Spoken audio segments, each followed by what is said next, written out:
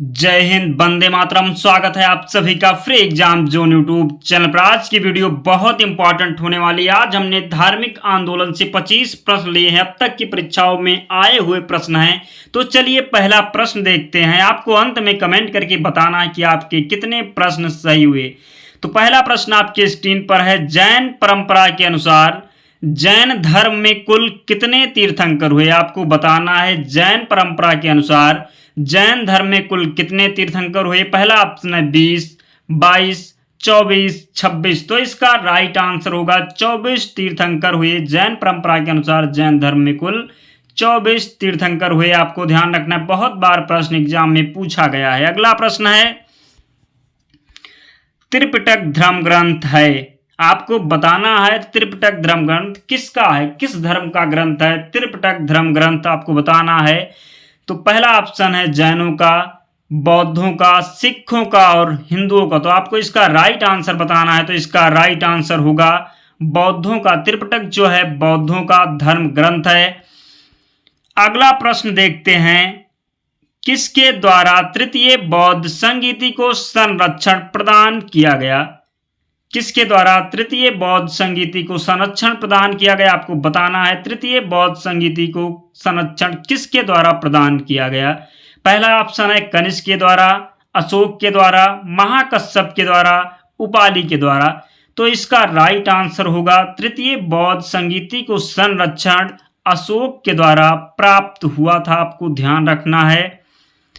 अगला प्रश्न है, किस शासक के शासन काल में नेपाल में बौद्ध धर्म का गमन हुआ?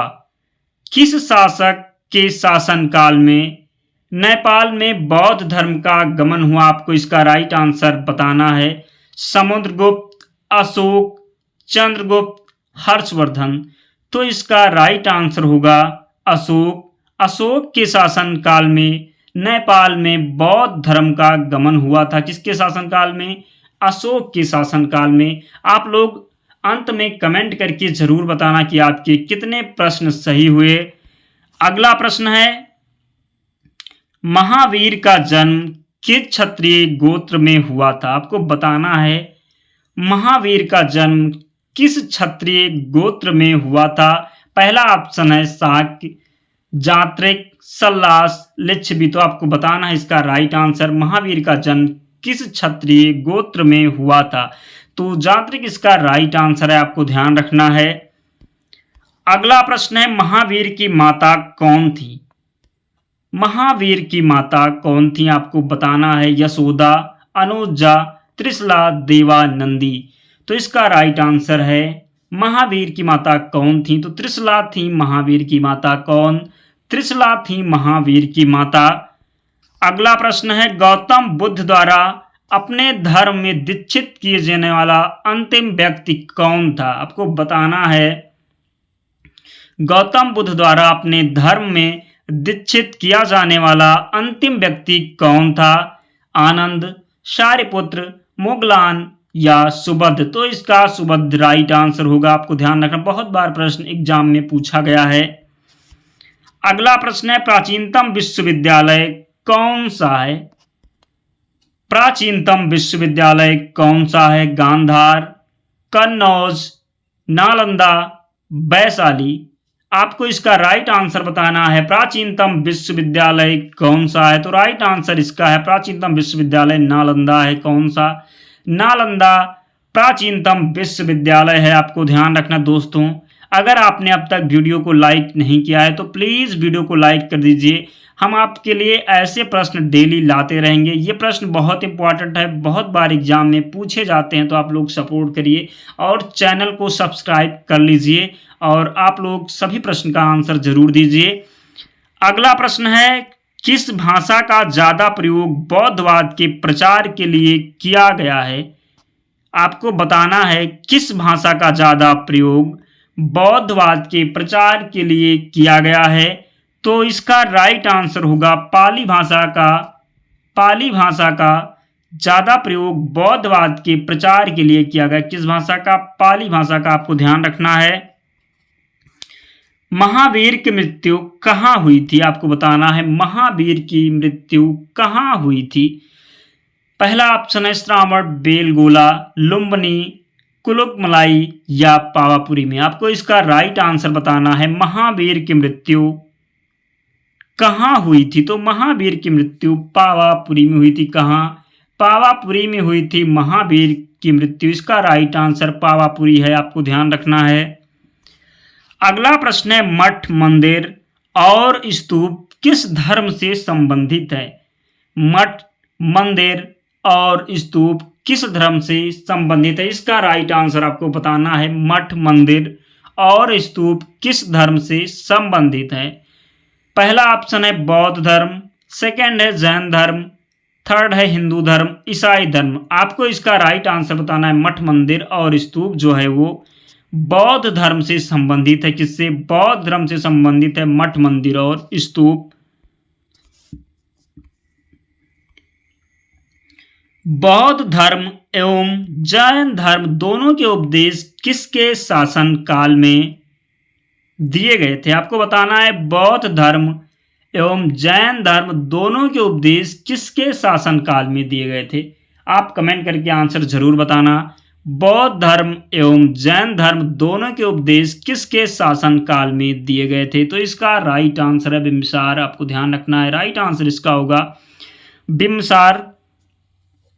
अगला प्रश्न देखते हैं दोस्तों। आप लोग सारे प्रश्न को नोट अवश्य करना, बहुत इंपॉर्टेंट प्रश्न है।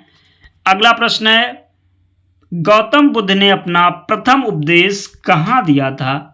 प्रश्न है गौतम बुद्ध ने अपना प्रथम उपदेश कहाँ दिया था? आपको बताना है गौतम बुद्ध ने अपना प्रथम उपदेश कहाँ दिया था? ऑप्शन है बोध गया, लुम्बिनी, सारनाथ, कुशीनगर। गौतम बुद्ध ने अपना प्रथम उपदेश कहाँ दिया था? तो गौतम बुद्ध ने अपना प्रथम उपदेश सारनाथ में दिया था। कहाँ पर? सारनाथ में दिया था गौतम बुद्ध ने अपना प्रथम उपदेश। आपको ध्यान रखना है। बोध गया कहाँ स्थित है? बताना है आपको बोध गया कहाँ स्थित है? पश्चिम बंगाल में, बिहार में, उड़ीसा में, असम में। इसका राइट आंसर आपको कमेंट करके जरूर बताना है बोध गया कहाँ स्थित है। तो बोध गया की बात करें तो ये बिहार में स्थित है। आपको ध्यान रखना है कहाँ पर? बिहार में स्थित है बोध गया। अगला प्रश्न है जातक किसका ग्रंथ है? जातक किसका ग्रंथ है? आपको बताना है जातक किसका ग्रंथ है। तो इसका राइट आंसर है जातक जो है वो बौद्ध धर्म का ग्रंथ है। किसका? बौद्ध धर्म का ग्रंथ है जातक। आपको ध्यान रखना है। अगला प्रश्न है सिद्धार्थ बुद्ध को ज्ञान कहाँ प्राप्त हुआ था? आपको बताना है सिद्धार्थ बुद्ध को ज्ञान कहाँ प्राप्त हुआ था? राइट आंसर आपको बताना है। तो सिद्धार्थ बुद्ध को जो ज्ञान की प्राप्ति गया में हुई थी। कहाँ पर? गया में। इसका राइट आंसर गया होगा। बुद्ध के गृह त्याग का प्रतीक है? आपको बताना है बुद्ध के गृह त्याग का क्या प्रतीक है? घोड़ा या हाथी, बैल या सांड? इसका राइट आंसर आपको बताना है बुद्ध के गृह त्याग का प्रतीक क्या है? तो बुद्ध के गृह त्याग का प्रतीक घोड़ा है। आपको ध्यान रखना क्या? घोड़ा इसका राइट आंसर है। बुद्ध के गृह त्याग का प्रतीक घोड़ा है। गौतम बुद्ध द्वारा भिक्षुणी संघ की स्थापना कहाँ की गई थी? आपको बताना है। प्रश्न है गौतम बुद्ध द्वारा भिक्षुणी संघ की स्थापना कहाँ की गई थी? तो गौतम बुद्ध के द्वारा भिक्षुणी संघ की स्थापना वैशाली में की गई थी। कहाँ पर? वैशाली में गौतम बुद्ध के द्वारा भिक्षुणी संघ की स्थापना की गई थी। आपको ध्यान रखना है। प्रश्न इंपॉर्टेंट है, बहुत बार एग्जाम में रिपीट हुए हैं, तो आप लोग एक एक प्रश्न को जरूर नोट कर लीजिएगा। अगला प्रश्न है महावीर का मूल नाम क्या था? आपको बताना है महावीर का मूल नाम क्या था? सिद्धार्थ, वर्धमान या गौतम, या इनमें से कोई नहीं? इसका राइट आंसर आपको बताना। अगर हम बात करें सिद्धार्थ, तो सिद्धार्थ गौतम बुद्ध के बचपन का नाम था। किसका? गौतम बुद्ध के। तो ये आपको ध्यान रखना है। वर्धमान की बात करें तो वर्धमान इसका राइट आंसर होगा। महावीर का मूल नाम वर्धमान था। आपको ध्यान रखना है। अगला प्रश्न देखते हैं किसे एशिया की रोशनी कहा जाता है? Light of Asia. किसे एशिया की रोशनी कहा जाता है? आपको बताना है। तो इसका राइट आंसर होगा, पहला ऑप्शन है महात्मा गांधी, गौतम बुद्ध, अकबर, महावीर। तो आप लोग कमेंट करके ज़रूर बताना किसे एशिया की रोशनी कहा जाता है। तो एशिया की रोशनी गौतम बुद्ध को कहा जाता है। किसे? गौतम बुद्ध को एशिया की रोशनी कहा जाता है। आपको ध्यान रखना है। अगला प्रश्न है, दिलवाड़ा के जैन मंदिरों का निर्माण किसने करवाया था? दिलवाड़ा के जैन मंदिरों का निर्माण किसने करवाया था? राइट आंसर आपको बताना है, दिलवाड़ा के जैन मंदिरों का निर्माण किसने करवाया था? तो दिलवाड़ा के जैन मंदिरों का निर्माण, पहला ऑप्शन है चोलों ने, चालुक्य ने, चंदेलों ने, राष्ट्रकूटों ने। तो आप लोग कमेंट करके आंसर जरूर बताइए, दिलवाड़ा के जैन मंदिरों का निर्माण किसने करवाया था? तो चालुक्यों ने। कौन? चालुक्यों ने दिलवाड़ा के जैन मंदिरों का निर्माण करवाया था। दिलवाड़ा के जैन मंदिरों का निर्माण चालुक्य ने करवाया था। प्रश्न इंपॉर्टेंट है तो आपको ध्यान रखना है। जैन परंपरा के अनुसार महावीर स्वामी कौन से तीर्थ अंकर थे? जैन परंपरा के अनुसार महावीर स्वामी कौन से तीर्थ अंकर थे? तो पहले, 10वें, 18वें या 24वें। तो जैन परंपरा के अनुसार महावीर स्वामी जो थे वो 24वें तीर्थंकर थे। आपको ध्यान रखना है, इसका राइट आंसर होगा 24वें। अगला प्रश्न है, जैन धर्म का आधारभूत बिंदु क्या है? जैन धर्म का आधारभूत बिंदु क्या है? तो अहिंसा है जैन धर्म का आधारभूत बिंदु। अगला प्रश्न है, जियो और जीने दो किसने कहा था? आपको बताना है, जियो और जीने दो किसने कहा था? महावीर स्वामी, गौतम बुद्ध, महात्मा गांधी या विनोबा भावे। इसका राइट आंसर क्या होगा? जियो और जीने दो किसने कहा था? तो जियो और जीने दो ये कहा था किसने? महावीर स्वामी ने कहा था, जियो और जीने दो। तो इसका राइट आंसर होगा महावीर स्वामी। महावीर स्वामी इसका राइट आंसर है, आपको ध्यान रखना है।